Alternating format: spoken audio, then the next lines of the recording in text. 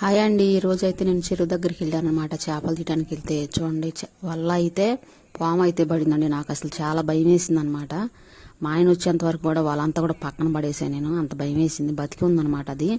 అంటే దానివల్ల ప్రమాదం ఏం కాదు కానీ అది బురద పాము అంటండి. అందుకని మా ఆయన గారు అయితే ధైర్యంగా తీస్తున్నారనమాట. ఆ పాముని అట్లా తీయకపోతే వాళ్ళంతా కూడా కొయ్యాల్సి వచ్చింది. మనం డబ్బులు పెట్టి కొనుక్కుంటాం కాబట్టి అట్లా కొయ్యాలంటే రోజు వాళ్ళ మొత్తం కొయ్యాల్సి వచ్చింది. రోజుకు ఒక పాము కానీ అట్లా పడతానే ఉంటాయి. అందుకని కొంచెం చేపలు పట్టే వాళ్ళకి కొంచెం అలవాటు అనమాట. ధైర్యంగా తీయగలుగుతారు దాన్ని. చూడండి వదిలేశారు మా ఆయన గారు అయితే పాముని. ఎట్లా వెళ్తాం చూడండి నిదానంగా. కొంచెం వాళ్ళలో నలిగిపోయింది కదా, అందుకని స్లోగా వెళ్తుంది పాము అనేది. నాకైతే చాలా భయం వేసింది దాన్ని చూసి. కానీ ఇట్లా రోజు కూడా ఒకటి రెండు పాడుతూనే ఉంటాయండి పాములు అనేవి. ధైర్యంగా తీసుకోవాలి. కాకపోతే అది బురద పాము కాబట్టి కొంచెం భయం లేదు. ఏదన్నా విషపూరిక అయితే మాత్రం కొంచెం జాగ్రత్తగా ఉండాలి.